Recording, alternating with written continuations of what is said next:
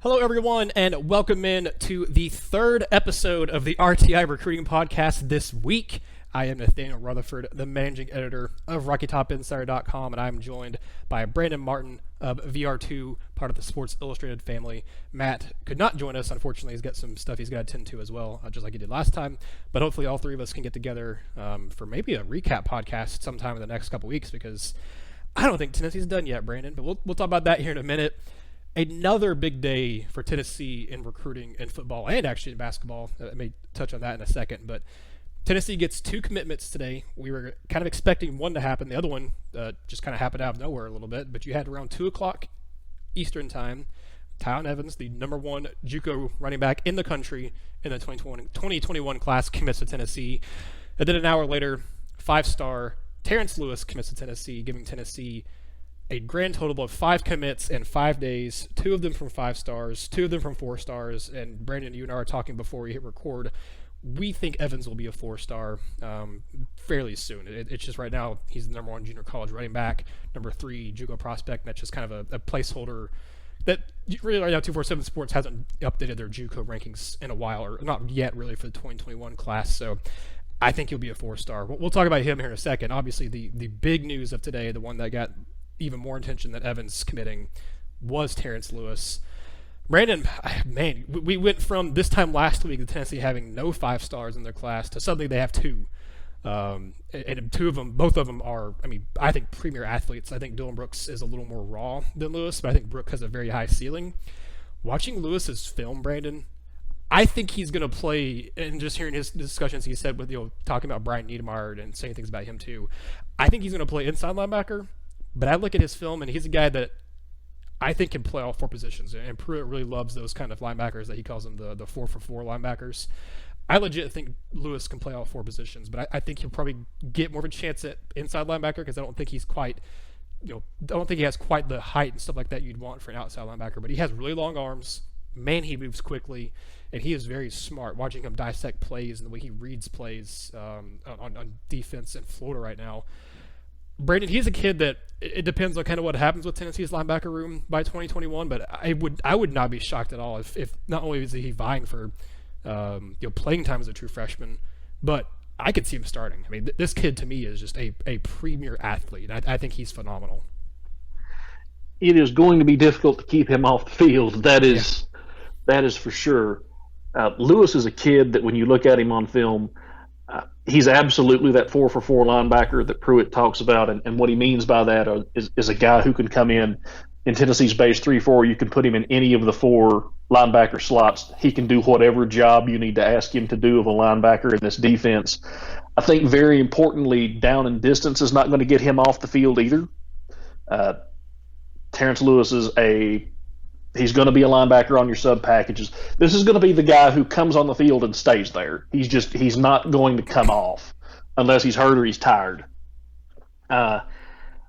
We hear Jeremy Pruitt, and I have joked with Matt a few times. It seems like every defensive player Tennessee talks to, we hear him talk about playing the star position. Yeah. I don't think you're going to hear that conversation a whole lot after 2021 for a little while, because that's what Terence Lewis is going to play. He is made for that spot in Pruitt's defense. This is a kid who is it is hard to wrap your head around how fast he is for a linebacker. This is a guy that playing high-level competition, high-level opponents in a big classification in Florida, where we always talk about, I don't know what it is about Florida. I don't know if it's the muck down there is what all of my friends from down there tell me, but everybody's just faster down there. And you're talking about a kid who can play middle linebacker in his high school defense, and they'll bump him out and let him basically play corner on a slot receiver, and he can run with them in Florida. He can go out, he can run with them step for step. He stays his in. Sideline speed is, that is impressive to me. Just how he moves laterally and north and south. Yeah, you're not getting away from him, and he has the strength and those long arms you talked about. He plays through trash well. What I mean by that is when he's trying to get sideline to sideline, when he's trying to avoid blockers or teammates or defenders and read a play and get to the ball carrier, he plays through that well. He uses his hands to clear and keep himself in in space. He runs through glancing blocks. He doesn't get locked up, and he scrapes out and gets to the ball carrier. The edge that you have to turn to get outside Terence Lewis is the sideline. Because it's a foot race there. You're not going to beat him to the corner unless you get a body on him. And you're talking about a guy in that when you put that on a defense, immediately you're forcing running backs back inside. Those outside passes, those outside runs that you see get turned up for huge gains, when you have a guy like Lewis, you don't get the corner.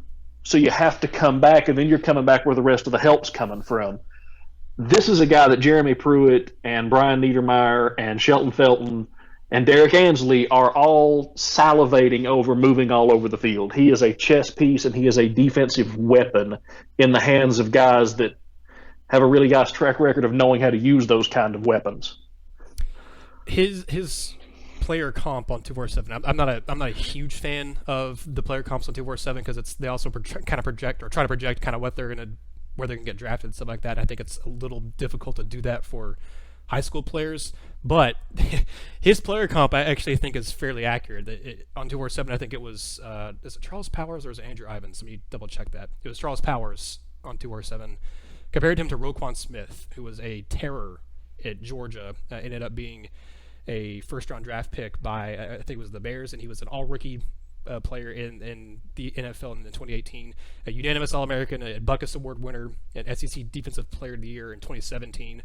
I mean, that kid was about 6'1", 220, somewhere on there, I think, at Georgia. And I forgot his combine time, he ran a 4.51, which is very fast for a linebacker, and I think that wouldn't surprise me. That's what Terence Lewis runs around the sub 4.6. It would not shock me if that's what he did. I actually do think Roquan Smith is, from a potential perspective and looking at Lewis on film, I think Roquan Smith is actually a fairly good comparison. Like I said, I'm not a huge fan of them doing those player comps for guys who are currently in the NFL or have been in the NFL or whatever.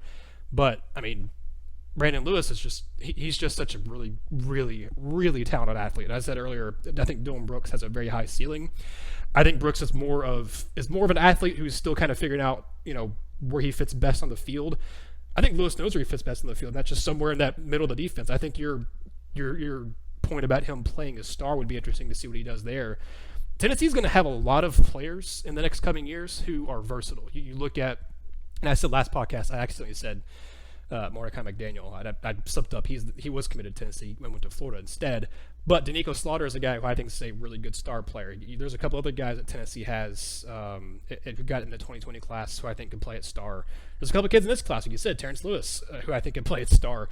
There are just a lot of guys that Tennessee is going to have on their defense in the next couple years who they're going to be versatile and they're going to be able to play multiple positions. So if you have an injury, you can plug in someone else there and it not really be a big drop-off. That's been a big issue for Tennessee's, really their team over the last few years is if one or two guys go down, you don't have a backup there. You don't have a guy who really fits that position. Pruitt and them are getting guys who can play multiple positions and can play them well. It's not like a jack of all trades, master of none. They're guys who can play two, maybe even three positions really well, and that gives you a lot of versatility on your defense. Well, I don't think the recruiting that kind of versatility has happened on accident. No. At times it has made things difficult for us in the media to sit back and go, what is this guy going to play? or to project the depth chart or try to figure out, is Tennessee done at a position? It's like, well, I don't know. What position do you think this person is? Mm-hmm. And we've had some of those discussions, but I don't think that Tennessee recruiting that kind of versatility is an accident. I think it goes in part to exactly what you said. You've seen this, the defense especially. If somebody goes down, they've really struggled to find a replacement. Now you may not even have to take somebody off the field. It's just a matter of sliding someone over. You may not even have to change your starting 11 necessarily besides the injured player. And people may just be playing different positions, may just be moving around. There are a lot of guys that fit multiple slots on this defense. One of the guys that I keep going back to in the 2020 class is Keyshawn Lawrence. You look at him and go, he's a football player. He's going to play somewhere in the defensive secondary and it's going to really not be a good day for whoever he's across from. I don't know if it's a corner. I don't know if it's one of the safeties. I don't know if it's Star. Tamarion Mcdonald is another guy in the 2020 class. Just put him out there. He's going to go hit people. Just let him do his thing. And you see a lot of that in what Tennessee is recruiting, and that seems to be a trait Jeremy Pruitt really likes. You know, we're getting a better idea of what a Jeremy Pruitt player at Tennessee, when he's the guy calling the shots on both sides of the ball, we're getting an idea of what those players look like. And he really prizes that ability to play multiple positions. And I think that's going to make this defense really difficult to deal with. And it gives him a lot of flexibility as well in the way that they call their sub packages and the way they make their alignments, because you may have a team that you can shift to a 4-down lineman look if you want to in a sub package, or to throw somebody a curve or put in that package without changing the 11 guys you've got on the field. You don't tip your hand when you send in whatever package of defenders you want. So I think it gives Pruitt a chance to use those chess pieces, and he's very, very good at that. He and Ansley both are. Yeah, no, that they're very good at that, and that's been something that they did a good job of. I mean, at multiple stops, not just at Tennessee, but Alabama and everywhere else that they've been. They've done a good job of that. In fact, I think, let me go back and check. I think Roquan Smith might have played with Pruitt in his 2 years at Georgia. How they go back and double check that. I feel like he did, but I could be wrong. But that's a very good point. They love versatility. I liken it to what Rick Barnes is doing in basketball too, because he and his staff also really like the versatility and using guys at multiple spots. I mean, you look at what Josiah Jordan-James can do. You look what Yves Pons can do. You look at what they're bringing in with Jaden Springer and Keon Johnson, with those guys, and Corey Walker. All those guys can play multiple positions. And yeah, it looks like I was right.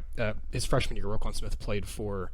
Actually, yeah, his freshman year and sophomore year, I think. I can't remember. Pruitt was at Georgia. Yeah, he was at Georgia in 2014 and 15. So just his freshman year, he played with Pruitt. So Pruitt probably recruited him to Georgia. If I had to go back and double check, I can't remember exactly, but he probably did recruit him to Georgia. But anyway, I think Lewis is phenomenal. This defense, man, on paper, this defense over the next couple of years is going to look very scary. But Brandon, we've also got to talk about another commit that happened on Thursday, and that is the JUCO running back Tyonne Evans. He's a guy who he plays at Hutchinson Community College, which Vol fans should definitely know that name. But looking at his stats and watching his film, I remember when Tennessee first offered him. They were the first team to offer him since he moved to Hutch. He's originally from South Carolina. In his senior season at his high school, he played running back his first couple of years in high school, but then he had to play quarterback because they didn't really have anybody else to play quarterback, and he was just the best athlete on the field. And he played quarterback in his high school as a senior, and he was really good as a runner there. But that obviously I think kind of hurt his development as a running back and hurt maybe some of the way he was getting recruited and stuff. Tennessee was the first team to offer him in Hutchinson. He's since then picked up offers from South Carolina, the former in-state school for him.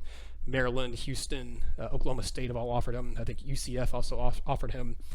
He's a guy that was used more as a special teams weapon early on in the season with Hutch.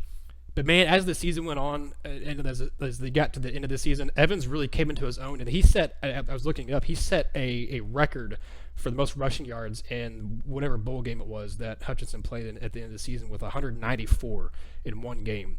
He's a guy who averaged 8.8 yards per carry. He scored 2 kickoff touchdowns on the season. He was useful in the passing game as well. I'm trying to think. He caught 4 passes, but he also had a receiving touchdown on one of those 4 receptions. So he caught 4 passes, and one of them went for a score. Brandon, you and I were talking before we hit record. I don't know if it's the bias of, because this is where Alvin Kamara played, and I've seen Alvin Kamara a lot, and I, obviously a huge fan of his.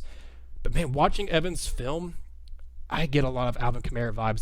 The way he can cut just on a dime, the way his movement the way his hips move, the way he can elude guys, but also the way he can break through tackles. Because I don't think Kamara got enough of that acclaim at Tennessee. Maybe not enough in the NFL as well. He wasn't just a scat back who could evade tackles. He's a guy who could break tackles and get through arm tackles and lower that shoulder and take down a defender.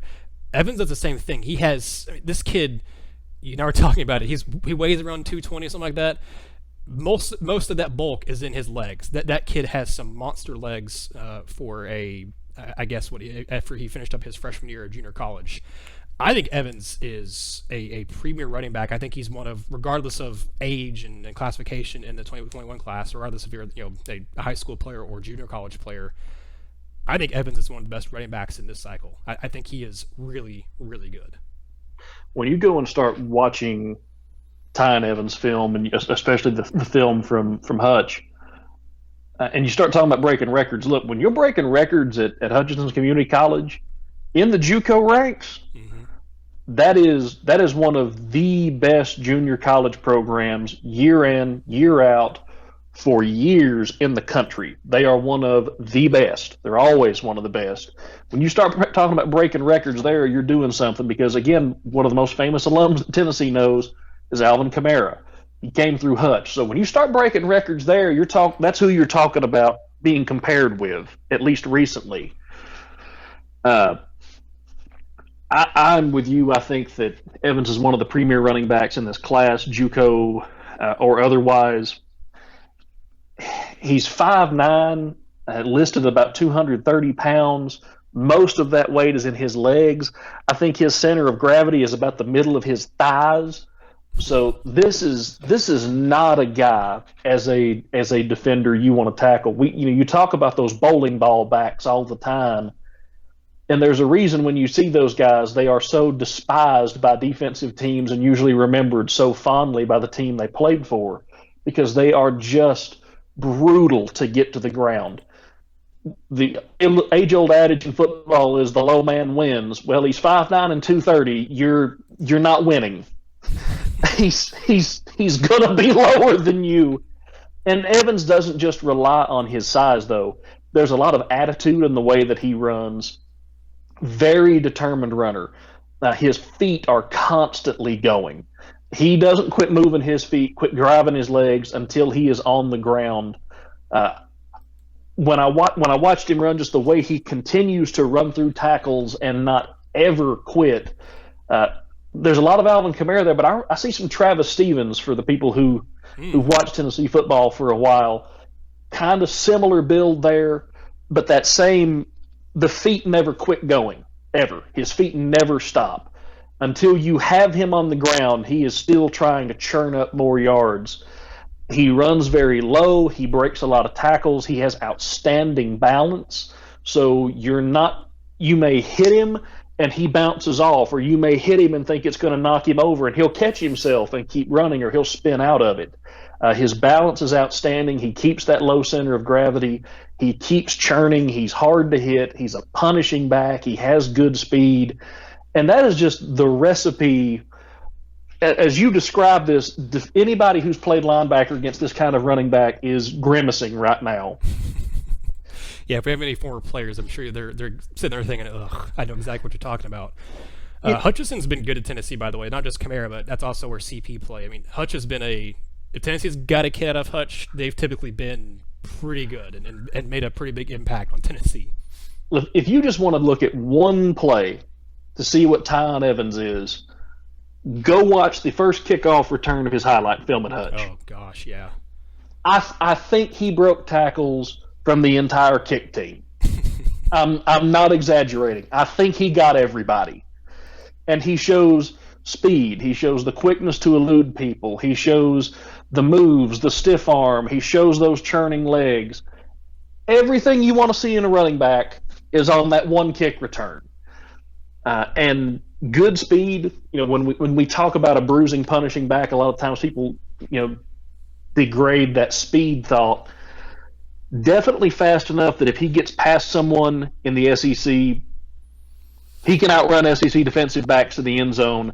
The SEC defensive backs that are fast enough to catch him, it's kind of like a dog chasing a car where you can catch him, but now what are you going to do with him? Catching up to him, putting him on the ground are two very, very different things.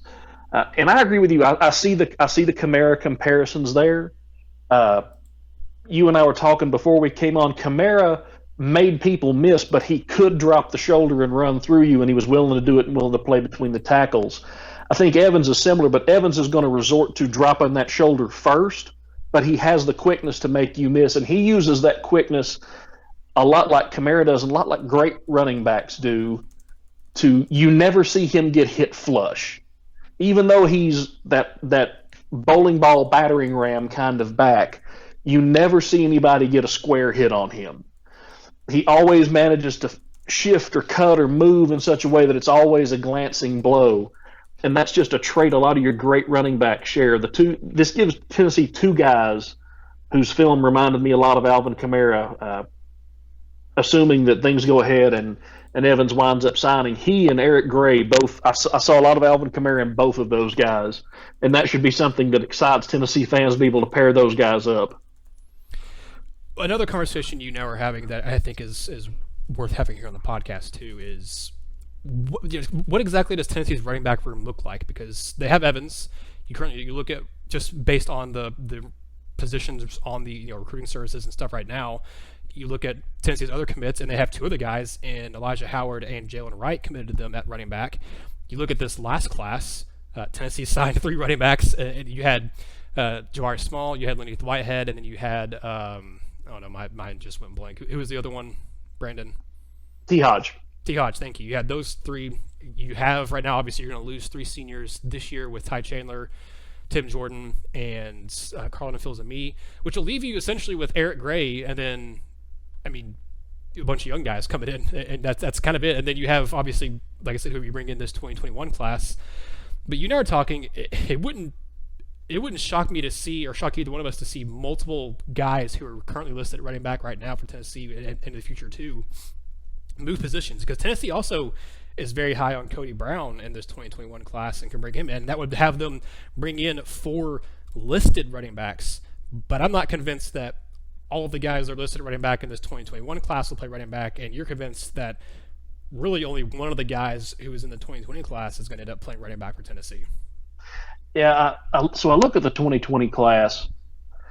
I know Tennessee is going to give Lenny Whitehead every chance to play running back. That's something that he wanted to do, and again, and I'm not saying that Lenny is not a good running back. I've watched him play. He is a very good running back. If you get an offer from Wisconsin to go play running back, you're pretty good. That's enough for me. Mm-hmm. If Wisconsin and Paul Chryst come down and say, we want you to be our running back, that's enough for me. I'm sold, because I don't think they've missed on a running back in about 20 years. And they wanted Leneath badly as a running back, but I think Leneath's ceiling is at linebacker.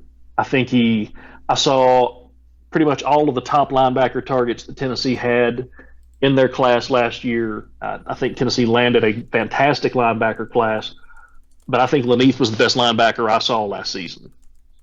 He genuinely just spent a half of that game hitting everything that moved. And when he got his hands on you, the play's over, you're down. I think he's too good at linebacker to not get a look over there.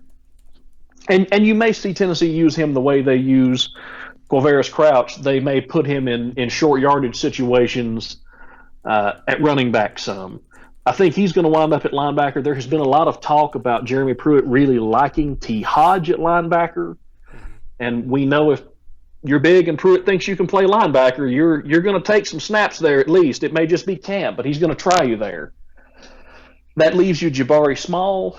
I think Small can come in and play running back. I think he could help Tennessee in the slot as well. He's a very versatile player. And when you look at the 2021 class, I think Jalen Wright stays at running back because Jalen Wright is a pure running back, and he brings something none of the rest of these guys do, which is absolute world-class speed. Jalen Wright's not just football fast. Jalen Wright is track fast. Yep. And he's track fast in football pads and cleats. It translates to the gridiron for him. That's not something. Evans is fast. He's not fast like that. Eric Gray is fast. He's not as fast as Jalen Wright is. That gives Tennessee something different there. Now, a guy that is close to that fast is Elijah Howard. I don't know what Tennessee's going to do with him. I can't figure it out. Howard is blazing fast. He's an incredible athlete. He is a fantastic running back at Baylor, has good hands. They put him in the slot. They use him all over the field. They let him return kicks. He plays defensive back. Tennessee initially had talked to him about playing defensive back. I know they have considered that with him. He's very open to the idea of playing defensive back or running back. He's just happy to jump in wherever he can jump in. I think he's just too valuable to not have the ball in his hands. This is one of the hardest kids I've ever seen to get a hold of and get to the ground. Then you talk about Tennessee's in a really, really good spot with Kody Brown. A lot of people are kind of just looking at Brown thinking he may be the next guy. If this streak continues, there are a lot of folks who feel like Brown's the next guy, and Brown is, again, a different back. He's 6 feet, 230, 235 pounds. He's a big, strong, battering ram of a running back that just doesn't ever fade. He's got some Jalen Hurd to him in the way that he runs and the way that he's built. I think Tennessee still has a place for him. I think they still take him. Brown has been one of their top targets for almost 2 years now. This has been a priority guy for them. He's been someone they've been interested in. They've had him on campus multiple times. And I think you could see Tennessee take the additional running backs because they don't know what they have behind Eric Gray. More bodies gives you a better chance to have someone work out. You've got so much versatility in the guys you're bringing in. If they don't pan out at running back or somebody else is a star there, you can move them somewhere else to help the team. And Evans is really important because he comes in and immediately a pair with Eric Gray as a junior. Yeah. As an older player, his body's more developed. He's more physically ready. You know, we've seen these guys come from Hutch to Tennessee. You know he's going to be physically ready to go. He's going to be ready for the SEC. Hutch gets their guys ready. So he's going to have that when he arrives. He's going to be a plug-and-play guy. You're not going to have to develop him or get him physically built up. And I think that gives you an opportunity to be a little more creative with your younger backs. Brandon, is this the greatest recruiting week for Tennessee in the modern recruiting history? Obviously, neither one of us are old enough to remember, going back and looking at things that happened in the early 90s and the 80s and things like that when Tennessee was still, at that point, they were recruiting at a high level in the later Johnny Majors era, and you look at what Philip Fulmer and stuff are doing before these recruiting sites came out. And Tennessee's obviously had some very good classes. But to have all of this happen in this week, in this 1 week, 5 commits in 5 days, and not just commits. There was a time where Butch Jones had like 5 or 6 guys commit in one weekend or maybe even one day, but most of those guys didn't even stick with Tennessee. I can't remember who all their names were even because I don't think even half of them stayed in Tennessee's class. I cannot remember a time where we've had this much good news, and it's not even just been football. I mean, the Lady Vols today getting a 5-star to commit to them. The men's team are finalists for 2 5-stars, Paolo Benchero and Kennedy Chandler. Those are happening. Or this happened on Wednesday and today. I cannot recall a better week of recruiting for Tennessee. Not just football, but athletics in general, but specifically for football. I cannot recall a better week ever. If you want to talk about what we think of now as modern recruiting, I think it started in 2000 when 247 started doing their recruiting rankings. I think that's kind of where what we call modern recruiting with the stars and the classes being graded and all that, that's kind of where that started.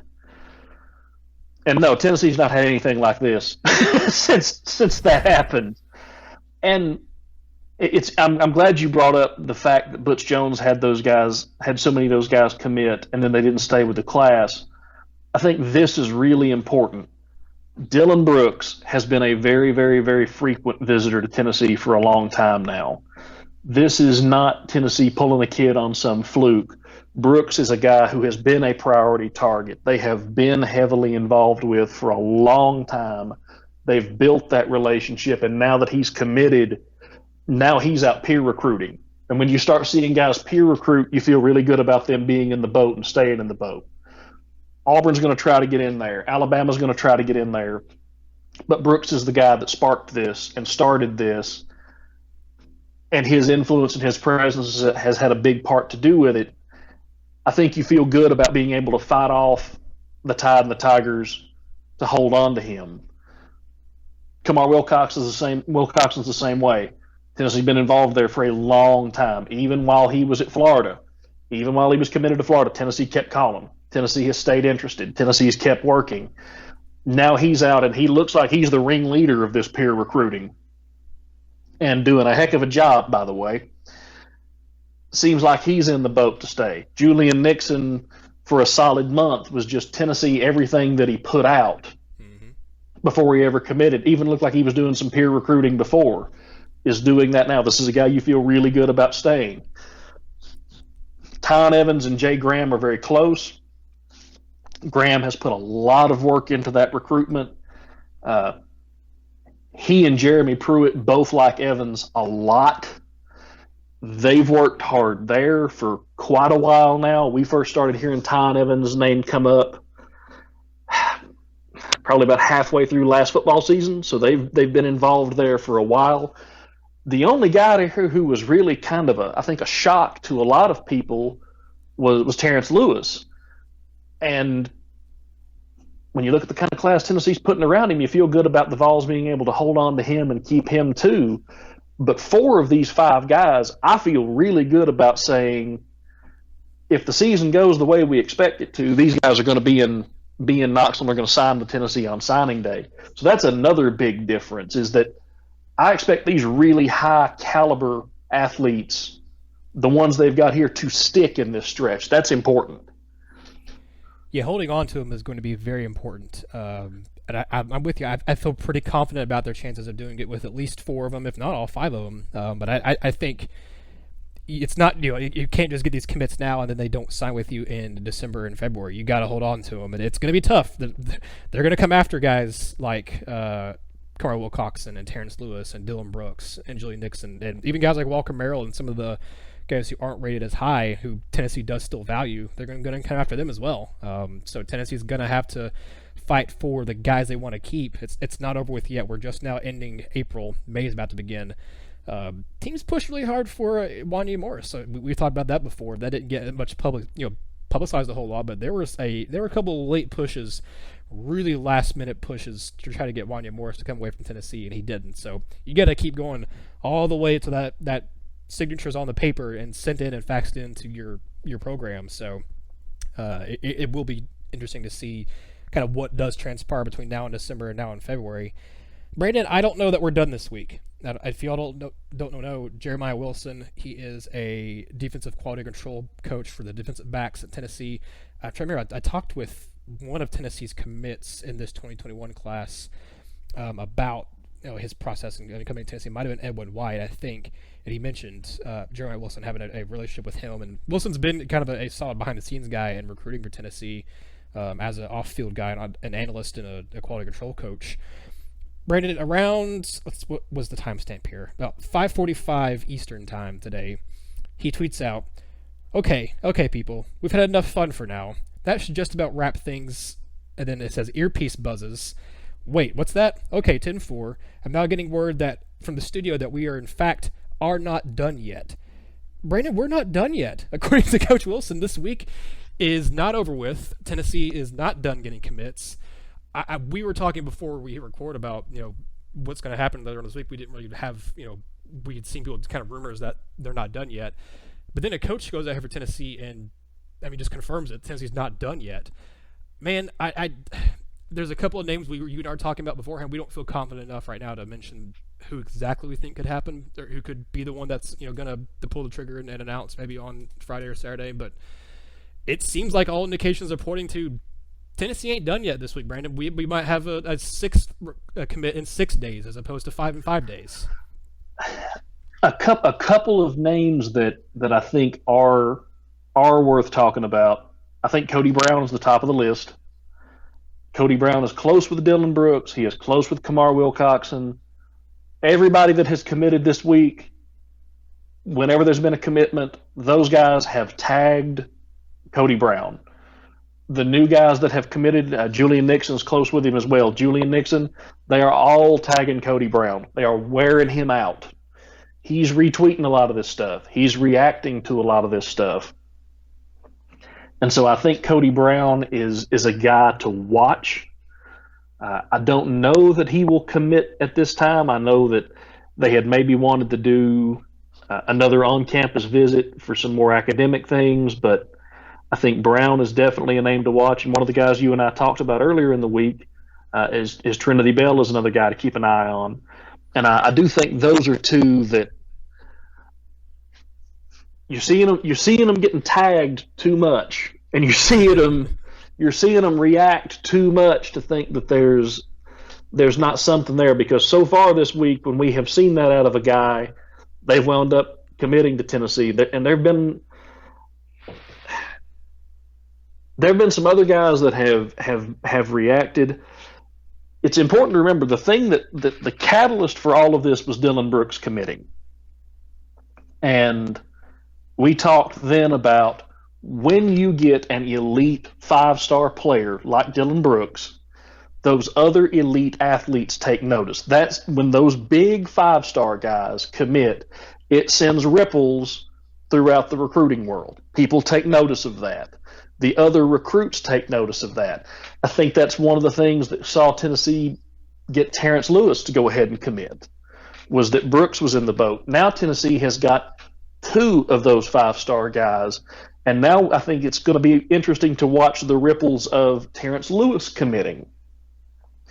There's going to be ripples from that like there were from Brooks. So I would not be stunned if Tennessee is not done. I think there may still be more to come, which is just piling on to one of the most unbelievable recruiting weeks in football that I've ever seen. It takes a lot to have your basketball team being named finalists for 2 5-star prospects, according to every recruiting service there is, 2 elite basketball players that you've had targeted, you've pursued, speaking highly, feeling like Tennessee's in a really good spot. And that has just not been news because of this week. And that is hard to do. Mm-hmm. No, I mean, it's just been a good week of news for Tennessee athletics in general. And I mean, it just still may not be done. Like we said, Coach Wilson seems to be pretty adamant that things aren't done for Tennessee football. Basketball, obviously, I don't imagine Kennedy Chandler or Ben Sherwood are going to announce anytime soon, but that's still good news for them. They're also obviously in a couple other guys like Jabari Smith and a few other 5-stars in the 2021 class. So there's just a lot of good news going around for Tennessee right now. That's nice. It's probably good to have your cup on right now, I'd say. That old phrase of making sure that you're not unaware of potential bad news possibly happening. But man, it's been a strong run of good news for Tennessee. But I think that's a good place for us to end this podcast. There's a lot of other conversations I want to have, Brandon, but I think we can save that for other podcasts, talking about the difference between the hype with this particular staff and the recruiting that's going on and what happened with Butch Jones, that 2014-2015 classes, and kind of what the difference is, why maybe fans are more optimistic about this one. And just also talk about the positions, like we talked about the running back, but also some other positions in this class too. I want to have all those conversations and probably do some sort of mailbag podcast at some point too for all you guys and girls listening. But that's a lot of stuff to talk about. I think this is a good place to go ahead and end this podcast. But Brandon, let everybody know what you guys have coming up on VR2, because you guys have great analysis and reaction, obviously, to Terence Lewis and Tyonne Evans. But what else do you guys have on the site? What do you guys have coming up? Yeah, if you are looking for any news on the latest Tennessee recruits and whoever's next, we'll have them covered too. To the best of our ability, we'll have our instant reaction videos and posts.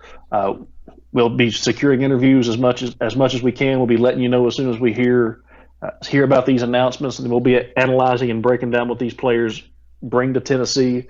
We will be following the Kennedy Chandler and the other 5-stars that Tennessee basketball is pursuing. Feel free.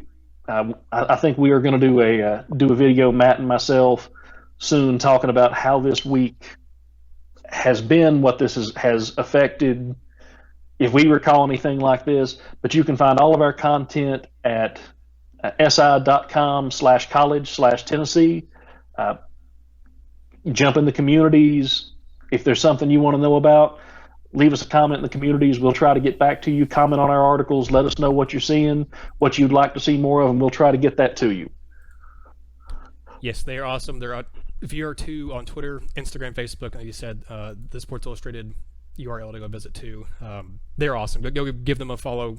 Read their stuff. I'm sure most of you listening to the podcast already do. But definitely, if you aren't already doing it, definitely go ahead and do it. But if you want to follow our stuff at Rocky Top Insider, we're rockytopinsider.com, and of course Rocky Top Insider on Twitter, Instagram, Facebook, and YouTube. And a lot of you listen to the podcast and stuff on YouTube, so we appreciate that very much. Third one this week, and who knows, maybe a fourth one sometime the next couple of days or so. But Brandon, I thank you for coming on with me. Hopefully next time we can have you and Matt both on for the podcast. But signing off for Brandon, I am Nathaniel. Thank you all once again. This has been another episode of the RTI Recruiting Podcast.